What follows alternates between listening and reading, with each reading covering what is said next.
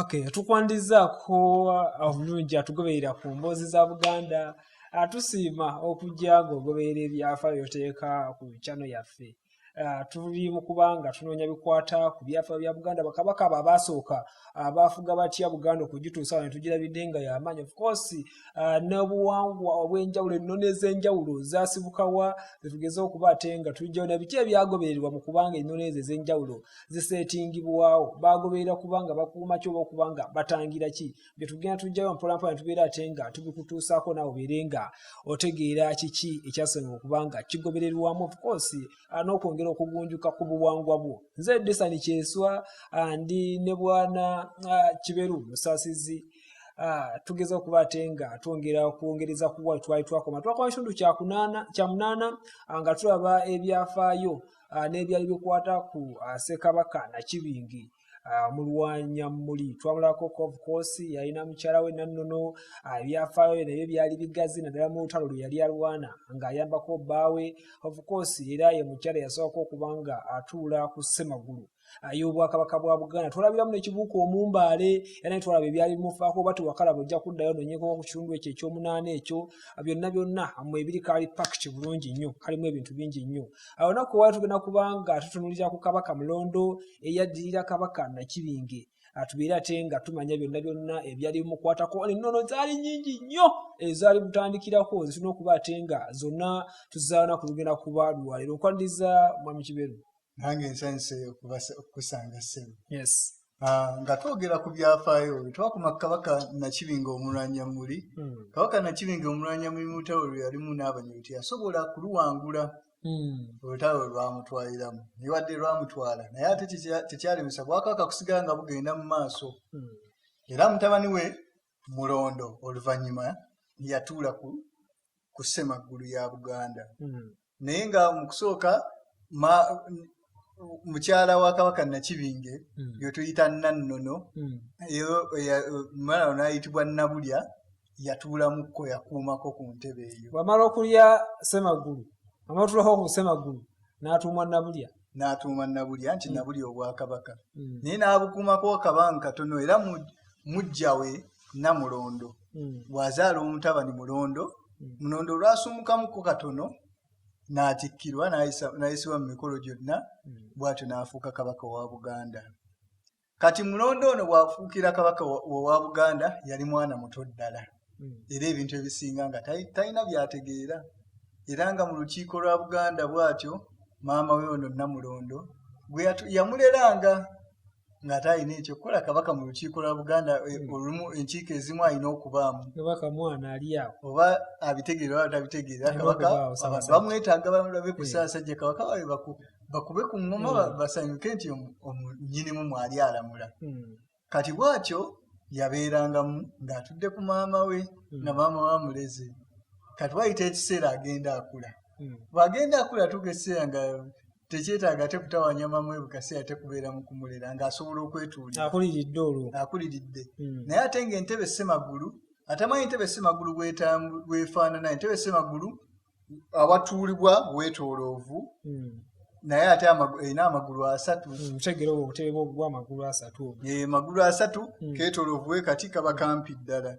Kati nga bw'atula ku Ssemagulu aba tasobola kulengererwa abantu abangi.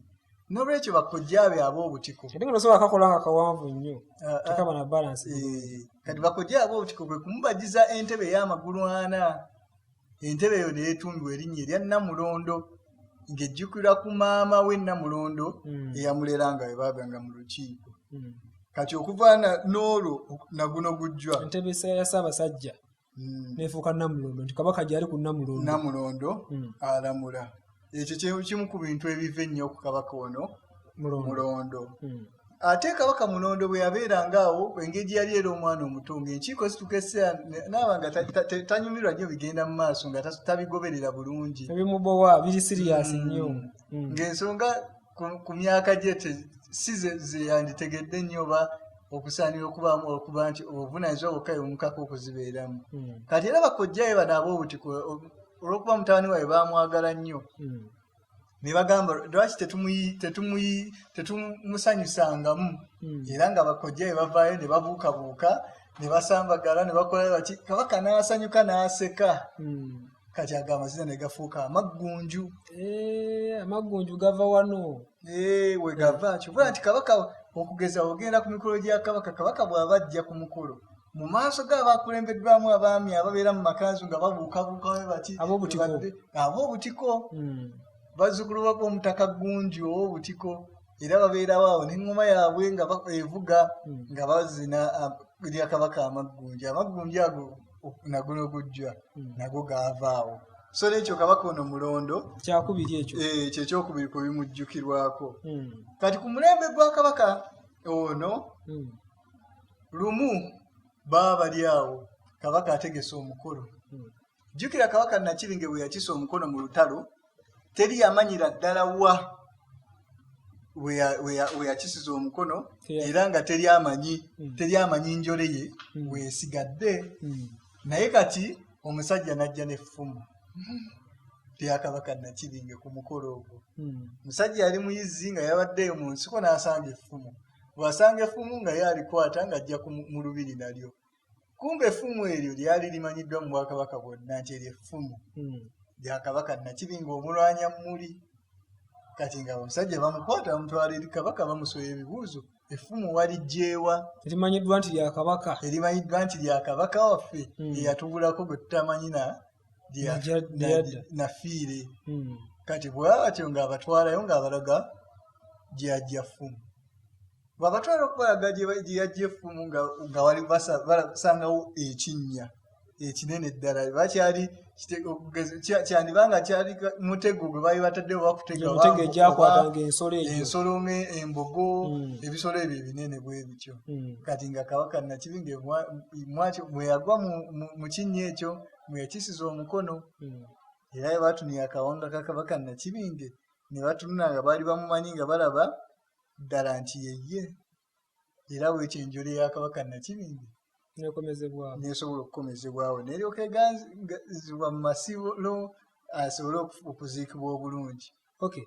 Tulaba anyogera okujjukizaako nti emboozi zino emboozi za Buganda twatandikira eri ku Kabaka Kintu gye twatandikira. Kakati osobola ogenda nga otugoberera mpola twatandikira ku buli eri Obwakabaka buli obwasookerawo ddala nga Buganda ekyayitibwa Namuwawa ne tujja mu Kintu tuzze tuseevula mpola kitegeeza kati bw'otulabidde katundu ak'omwenda waliyo n'akasookedde wali ak'okubiri ak'okusatu ak'okunakula n'ak'omukaaga musanvu munaana okutuuka tusowaero ku kw'omwenda buli obwasooka ate bwalina bugazimukko bulimu ebyafaayo binjinjimukko. Kati oyinza okuba nga obunoonyakoko mpolampola of course kyentegeeza nti okugenda ng'okebera ku clips ezasookako wali emabegako weziri wano wenyenyine ku channel n'obeera nga ozigoberera mpolampola of course asobola okuba ate nga ogwa mu buufu oluusi tuyinza okuba nga betwogerako oli green nnyo gyebiri oba ogoberedde mpolampola ojja kuba ate nga bikwanguyira. Tukyali ku Kabaka Mulondo olwo bakomezaawo enjolo ya Ssekabaka Nakibinge. Bakomezaawo enjole era bwatyo ne bagiganzika bulungi mu kitiibwa nga Kabaka yonna kyasaanira. Yatera ku mulembe gwa Kabaka ono Mulondo ensonga y'obuko. Manyi mu Buganda wano ffe ng'Abaganda tulina empisa y'obuko esobera abamawanga amalala. Kituufu. Toli nsanga nga ninaanye Nazaala. Odduka Nazaala omwebe ka Nazaala omulengera eridde. Tokkirizibwa wadde n'okutunula ku Nazaala. Era Nazaala ng'oweta amakoona ekyo kyewuunyisa nnyo abantu abatali Baganda. Oba omukyala yenna omufumbo okwewala Sezaala. Ate waba omubuuzaako olina omukuba distance mpanvu. Ne balwa lujja oluyita bbali toluyita mu makkati. Empisa eyo nno nayo eva Kabaka Mulondo. Omanyi lwali lumu Kabaka Mulondo yalina omukyala. Omukyala we nga yennaku wafumbe. Kati omukyala jjukira mu biseera bye bawasanga abakyala nga batoototo mu myaka. Abantu bafumbi 12, 14. 14 omuwala aba afumbiddwa. Kati oyo afumbiddwa ku 14 bw'azaala kitegeeza wabeera mu myaka nga 27, 28. Abakyalimu endasi. Kyali kyana kito. Abakyalimu endasi.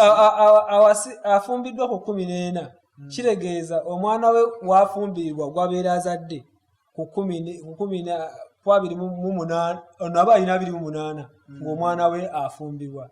Nazaala aba mutonyi w'emyaka 28 kati mbalamu ono nga nnyina Nazaala wange alimu 26 27 aba muto ddala aba akyali kati kabaka yesanga kabaka lumwasi atambula bw'ati yalaba Nazaala bambi n'amwegomba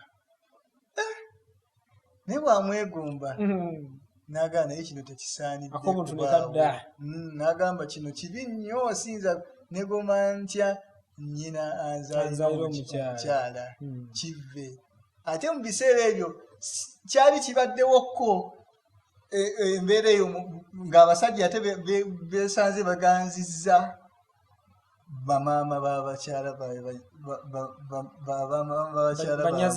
banyazaala baabwe embeera eyo yali ebaddewo nnyo ku mulembe ogwo kati kabaka ekimutuukako yennyini yeesanga yeegomba enyazaala n'agamba embeera eno erina okuyingirizibwa tuto nnyo kya buswavu n'agamba kino tekisaanidde kati bwatyo kabaka kwe kusalawo ateeke abangewo empisa empya n'agamba okuva nakati tugenda kusaawo embeera ey'obuko omusajja weewalenga okusemberera nnyazaalawo n'omuwala weewale okusemberera sezaalawo si mu bubi naye olw'ekitiibwa okukuuma ekitiibwa ekyo n'obuwangwa era omuganda yenna okwewala omuntu oyo okumusemberera kitegeeza omuwa ekitiibwa ekisooka tojja kumwegomba ate ekyokubiri tojja kumumanya nnyo kumanya bintu ebinaaleetera okumulaba mu ngeri etasaanidde kituufu kuba buli muntu aba n'ebiratuukiridde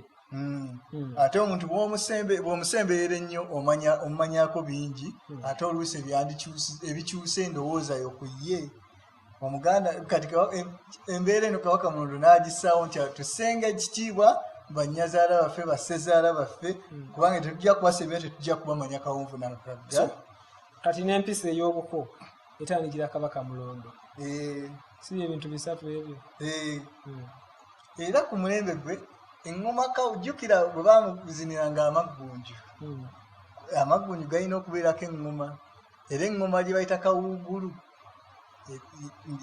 yayizibwa ku mulembe gwe era naguno gujjawo era evugira kabaka ezimu ku ngoma ezivugira Ssaabasajja engoma eyo nayo yabajjibwa ku mulembe ogwo egiyita kawuugulu era ekyaliwo naguno gujja era ab'obutiko bagikuba era ku mikolo gya kabaka gyonna era bagijjayo engoma eri yennyini era ne bagikuba era ne bazina kabaka amaggunju ebyo birimu ku byali ku mulembe gwa kabaka Mulondo ono kabaka Mulondo ono agambibwa nti yaliwo wakati wa 1409 ne 1510 aba yawangaala nnyo emyaka si mingi nnyo giri myaka nga 3 ng'afuga nga 2 gyagamba egy'okulamula kwe so bw'aba yajja muto era teyawangaala nnyo teyalwawo nnyo ng'afuga naye ate ekyogera teyawangaala nanyo kuba wabanga yajjanga muto n'abeerako emyaka 20 gyokka yafugayo kati y'omu ku bakabaka abatawangaala nnyo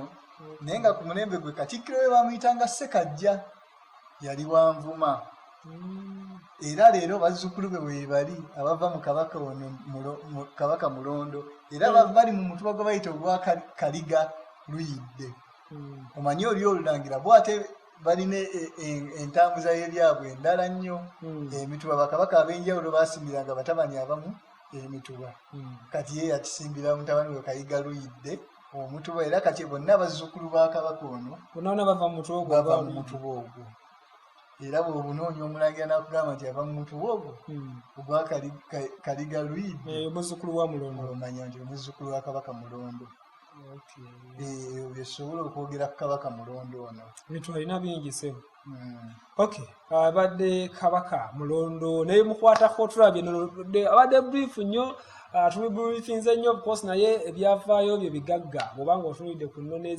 ezimu kuzigobererwa mu bwakabaka bwa Buganda of course ndowooza tubirabye bibadde biwerako ku byatandikira kabaka Mulondo Entebe ya Namulondo amazina amaggunju tubirabye byasobola okubanga byonna bijjira ku bwakabaka bwa Mulondo kwoteeka ate empozi n'empisa ey'obuko obuko kabaka Mulondo yatandikawo empisa ey'obuko ey'okwebalama ba Nazaala ne basezaala akiza soke tubeere nga waliwo tukukomya wano aya tubeere nga tuteekateeka okutuusaako ebyaddirira Mulondo.